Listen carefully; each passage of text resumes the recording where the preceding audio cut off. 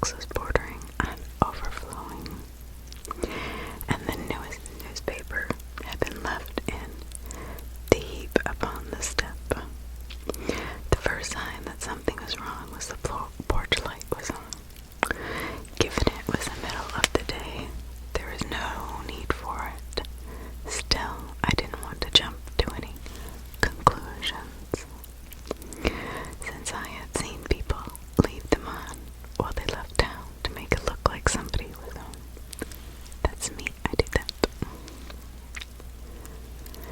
Knowing this, though, I could not help but notice the first bit of apprehension creep into the pit of my stomach. Walking up to the front door, my partner, a uniformed police officer, knocked on the door, and we stood there for a second, listening for any footsteps that could indicate somebody coming to meet us at the door. 30 seconds passed without any sign that anyone was there. I reached out and pressed the doorbell, but no sound came from inside the home. I was starting to get a bad feeling about this check. If the person had passed away, it would not have been the first time I had come into contact with someone who was deceased, but it was something that had never gotten easier for me. I can't imagine it would. Giving one last attempt at getting someone to hear us, my partner opened the screen door and knocked loudly. If someone was asleep in there, the loud banging that only a police officer can produce would surely awaken even the deepest sleeper. We stood there for nearly a minute longer before we walked away from the door. "You want to walk around the house and look in the windows to see if we can find anything?" I asked him. "Can't hurt." Typical chatty Greg. He went around back while I started looking through the windows in the front of the house. If it weren't for the black and white that Greg drives to these things, we probably would have looked like a couple of guys looking to rob the place, but having the cruiser out front usually keeps people from calling in suspicious activity to dispatch. I can imagine. I only made it past 2 windows and was looking into the living room before I saw something. A foot and the bottom part of her leg was sticking out from behind the couch. Guess we found our homeowner. I just hope we were in time. "Greg, I got something here." I see him walk around the corner. His face is unreadable, an expression also probably taught to people in his profession. At the same time, they teach him how to knock. He walks up to the window I'm standing in front of and looks in. Damn, doesn't look good. We walk back to the front of the door and tried the handle. It's locked. I searched under the pot near the door, and I'm lucky enough to find a key hidden underneath. Unlocking the door, unmistakable smell of decomposition hits me. It stings my nose and forces me to retreat a few steps to stop the rolling in my stomach. I reach into my pocket and pull out a container of Vicks rub. After the first time I went through this, Greg had told me about this trick for getting past the smell. We walked into the living room, and I get the first look at the homeowner. His eyes were closed, and he was bloated from the gas inside his body, expanding inside of him. The guy had not been small anyway, but it gave the effect of a balloon being overfilled with helium. We both exchanged glances. We know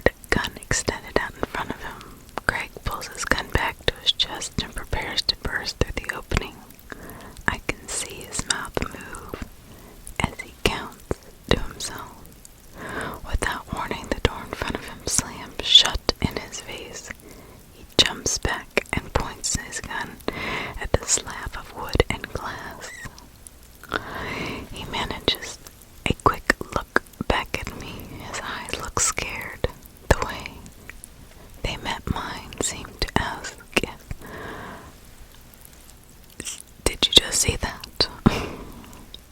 The radio on Greg's shoulder beeps and it causes me to jump. A nervous laugh escapes my lips. Before I can stop it, and I try to unsuccessfully to swallow the lump in my throat. Hey Greg, let's get out of here. With a nod and a grunt of agreement, he backs out of the room, eyes never leaving the door. He does not turn around until we are back in the living room. I would have tripped over the body of the homeowner if Greg had not pulled me back at the last second. After the past few minutes, I had completely forgotten he was even there. Yeah, I probably would too. I walk through the door urgently, needing to get some air. I double over as soon as I'm on the lawn. The oppressive atmosphere in the house has left me unsteady on my feet. I'm hyperventilating as I try and suck in air as quickly as I can. I get the feeling I'm going to throw up, and I have to spit into the grass. It takes me a couple of minutes, but I finally feel as if I can stand up straight without the nausea returning. I have my hands on my head as I stare at the sky. What the hell happened in there? Greg comes up next to me and grabs hold of my shoulder. Are you okay? I nod to him, yeah, I'll be fine. Greg, shut the door back there. The blank cop stares back on his face. Tom, no one was on the other side of the door. There was no wind either. It was more of a question than a statement of fact. He was asking if I could think of a reason why it happened. I could not come up with an answer that didn't lead me down a path that implied something I didn't want to consider. I took one more deep breath and stopped, dropped my hands to my side. The ambulance pulled up to the curb and the two paramedics climbed out of the vehicle. They pulled out the gurney and wheeled it up the driveway towards the open front door. Greg gives me a reassuring squeeze on the shoulder and walks into the house to help the paramedics remove the body.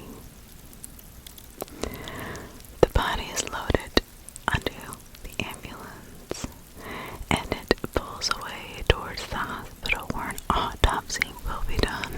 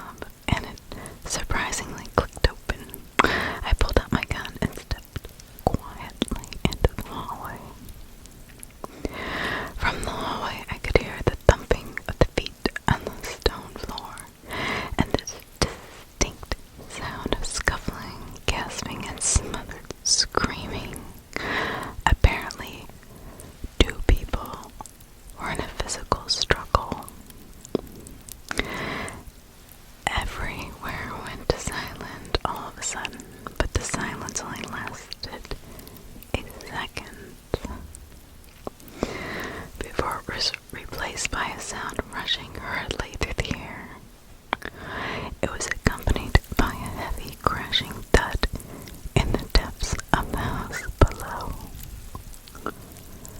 Total silence enveloped the hall.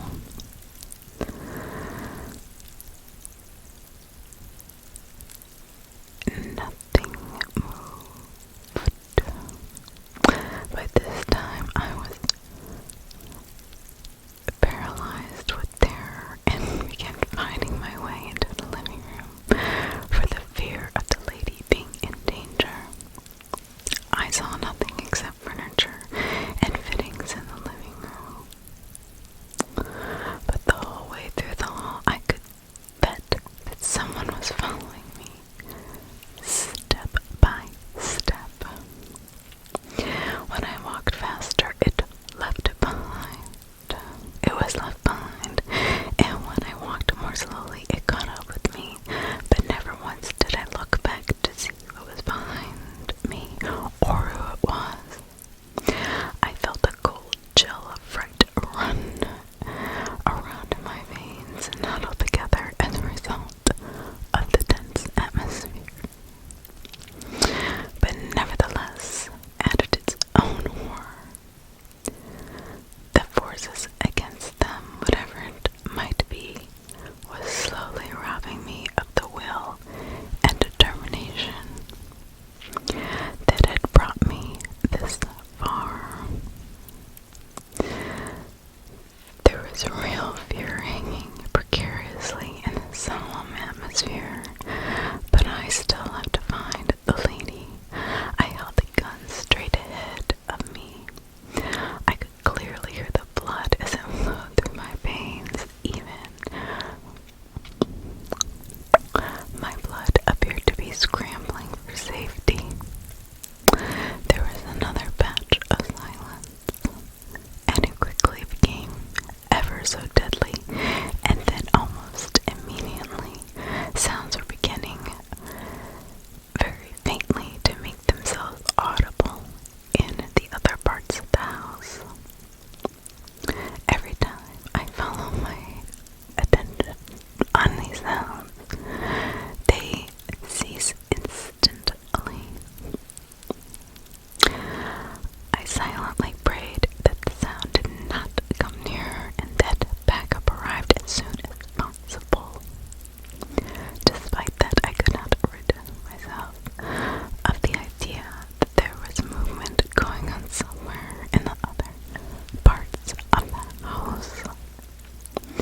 Backup arrived just in the nick of time. The house was secured, and with strength in numbers we searched the rest of the house for anyone or the pregnant lady. In the first room we opened, we were half expecting to see someone facing us in the back room, but only darkness and cold air welcomed us. They went through the other rooms as well. Finding nothing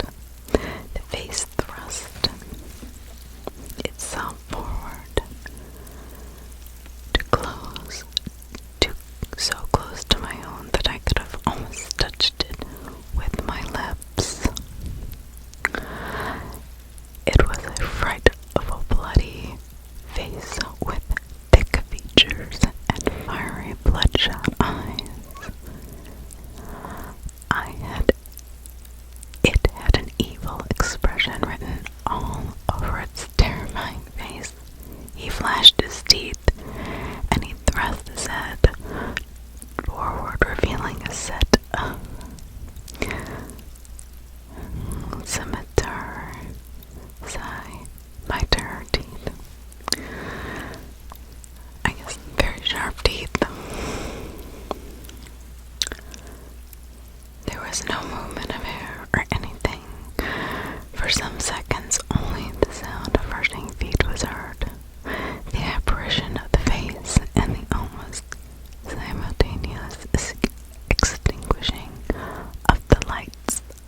The lights came back on a moment later. This time there was no one in the room except us. No scary face man or demon or whatever it was. There was only one place left in the house to check. And summoning all the courage that I had left in him, Jamie headed for the kitchen. The door to the kitchen was ajar, and within a few steps he saw the woman on the kitchen floor, unresponsive. I could not tell if the woman was suffering from severe pregnancy complications or if she had been attacked by some mysterious creature. But what I knew for certain was that if we didn't or had not found her when we did, she probably would not have made it to the hospital alive.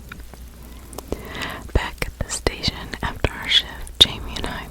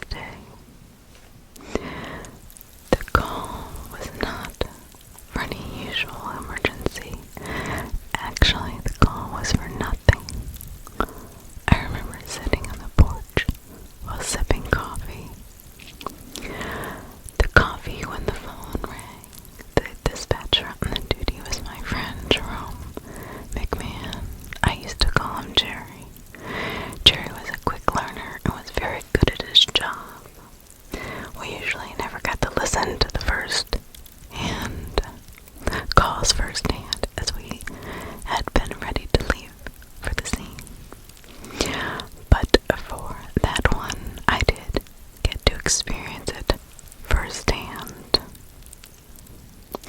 I picked up the headphones to listen to the call while Jerry started talking. He asked 911, "What's your emergency?" But he never got a reply.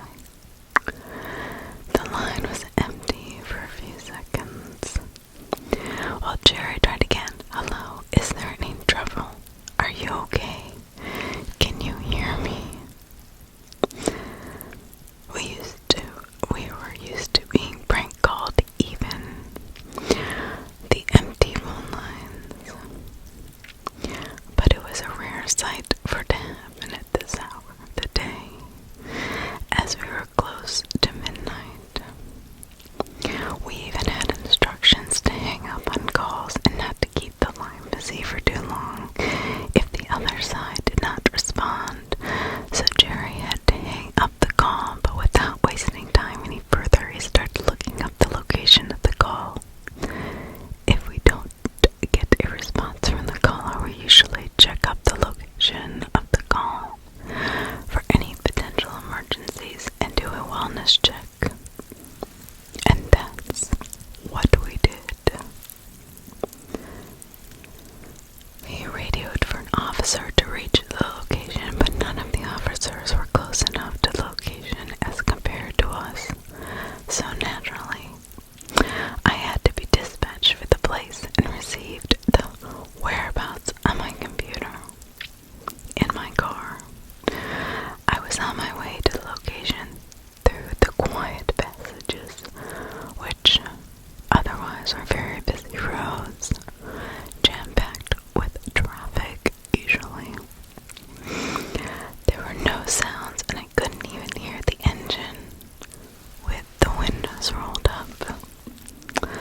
And the only voice I was hearing was Jerry's voice through the radios.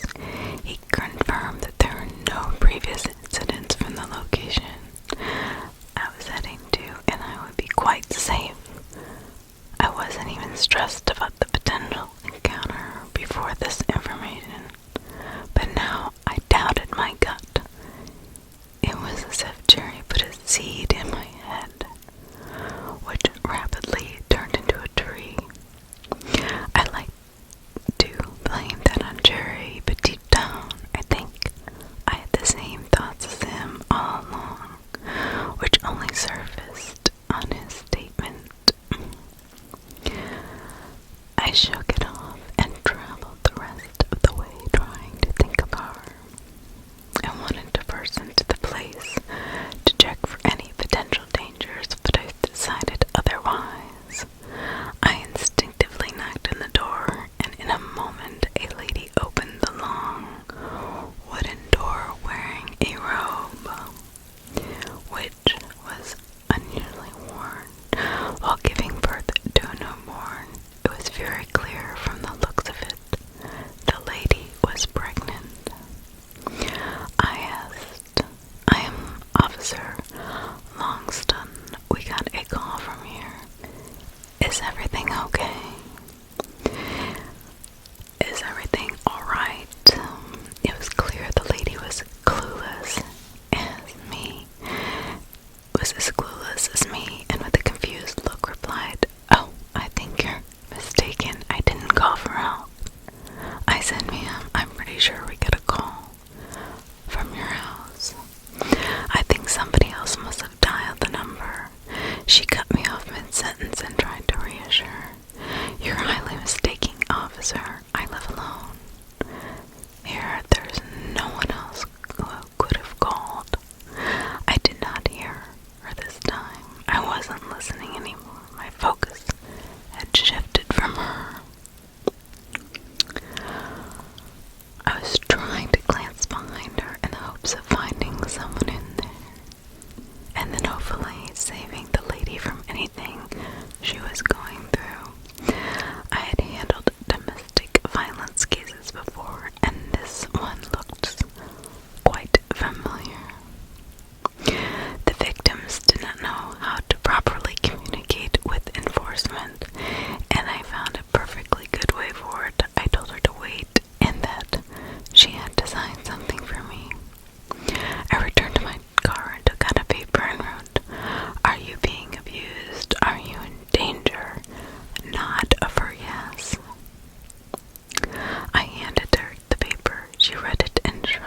said. "I already told you, officer, I am alright. There's no danger. Thanks for your concern, though. But I still think you must be mistaken." I replied, "Alright then," and with that, I left the place. I was in my car driving back to the precinct. I got a signal on the radio about a call. That was the turning point for me that day. The night had already begun, but that was the point from where all the extraordinary stuff began to happen. I was not able to experience this call firsthand, but Jerry told me about his experience, and I still shudder thinking about the possibilities relating to it. He recounted the instance to me about he was sitting in front of his computer when he received a second call from the home, and the same location, and how there was still somebody on the other end. This time he waited a couple minutes before disconnecting the call in hopes of finding a conclusion for the call, but still came up empty-handed. He again set the location to my computer for me to go back and check the place, but I did not need it. The place was still very fresh in my memory, and I could not forget the dark hallways I had to travel even if I wanted to. Or the alleyways, sorry. I stopped. I turned the car around to once again start the expedition to one of the greatest adventures of my life.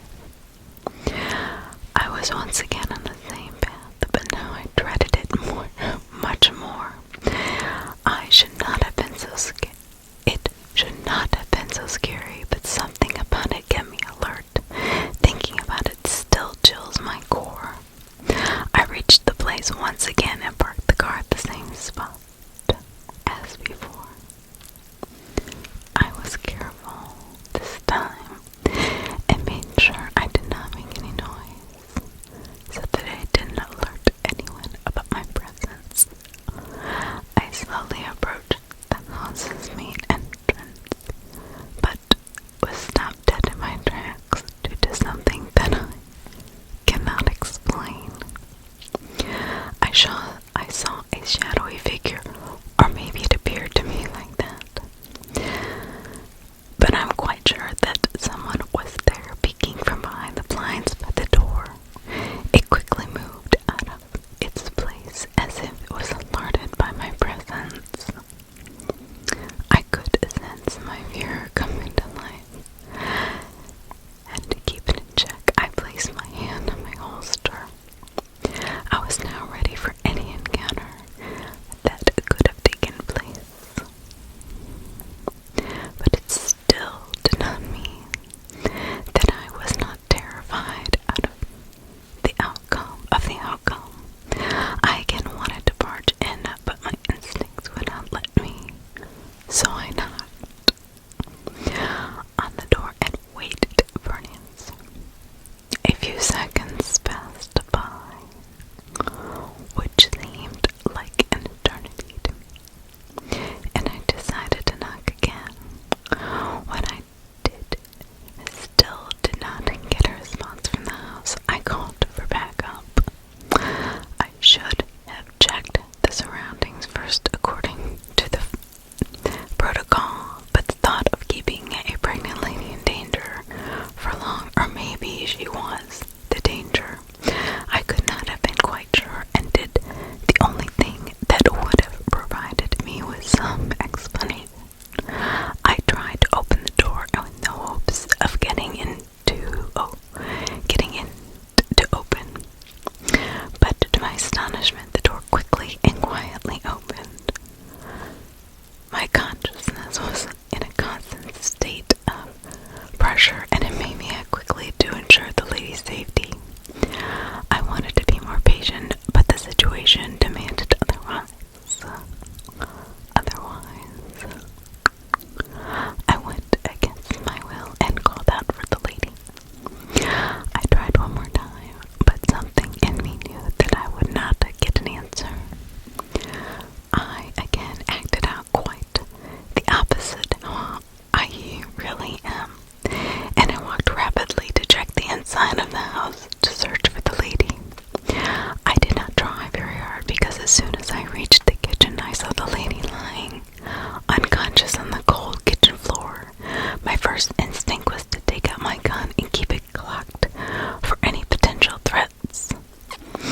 Once I was sure that I was alone there with the lady, I quickly tried to wake her up.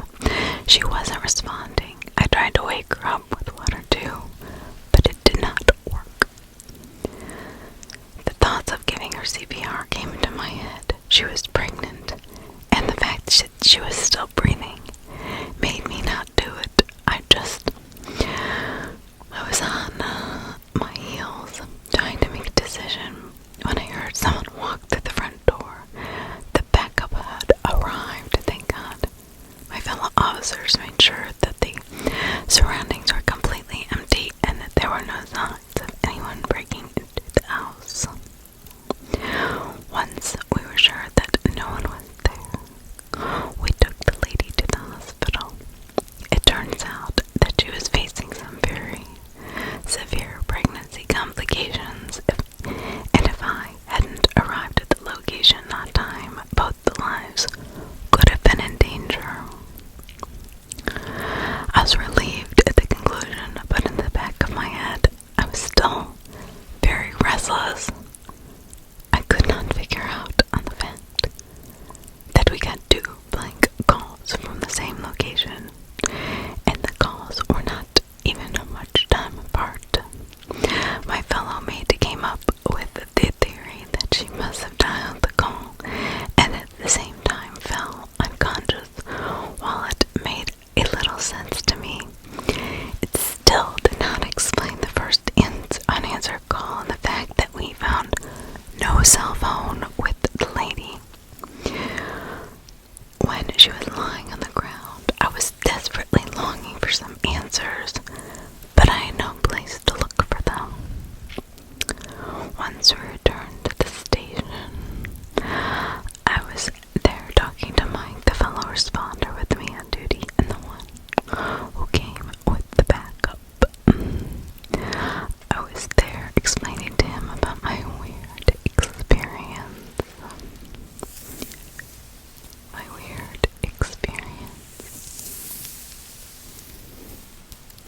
I said, "Hey Mikey, what do you think about last night?"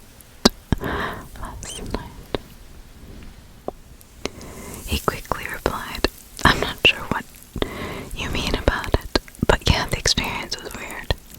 And yeah, for me too, I recounted. I mean, the call came in twice, and both times with no answer.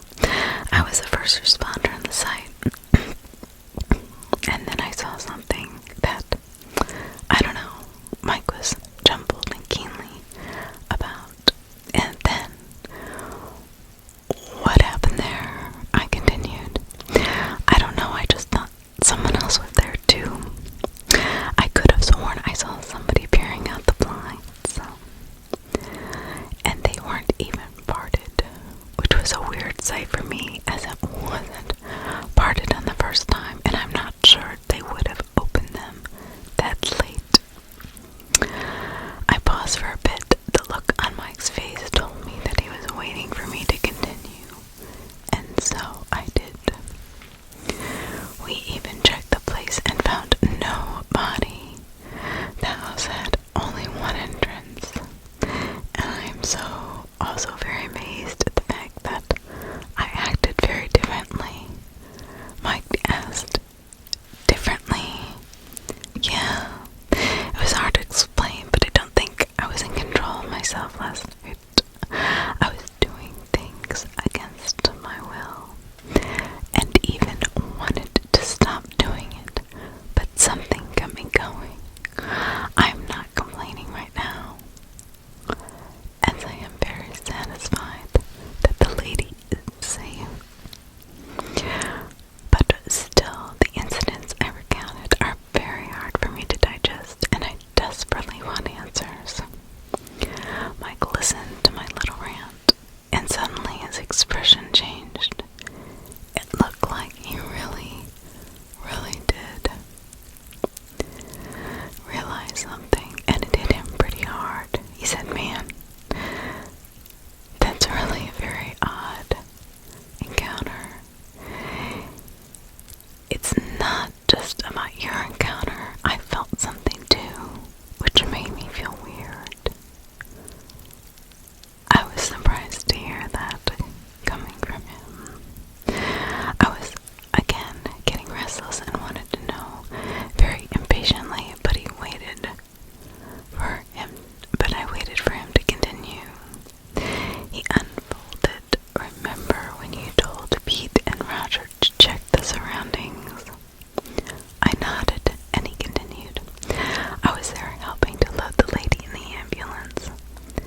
As soon as I closed the ambulance door, I felt a brisk pat on my right shoulder. It was like someone was congratulating me, or us, for our great effort to save the lady. I can't explain it. And oh, something else happened too. When I turned towards my right to check for somebody, I cut him off in between and said, "There is no one there." But he wasn't finished yet, and replied, "Yeah, there wasn't." But then I very clearly heard somebody say, "Thank you. Thank you." Very clearly in my left ear, as if it was grateful for us for saving her. And again, there was nobody there. I don't know if it makes sense, and I did not quite believe that it happened to me. But now hearing your experience, it gives me chills. I nodded, and I didn't know what to say. I sat down, and my went to his office. I was thinking about the incident and thought to myself, I guess some things just cannot be explained.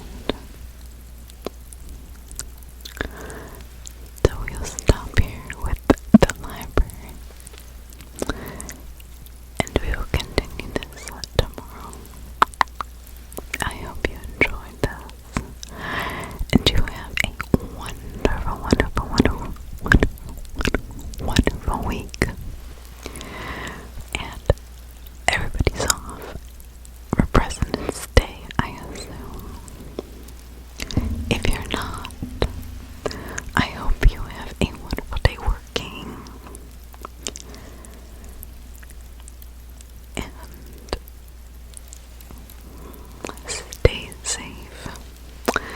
Subscribe to my channel if you so choose. Thank you for your views and your comments. I appreciate it so much. I can't even tell you how grateful I am for everybody who listens to my channel. I just want to tell you I appreciate you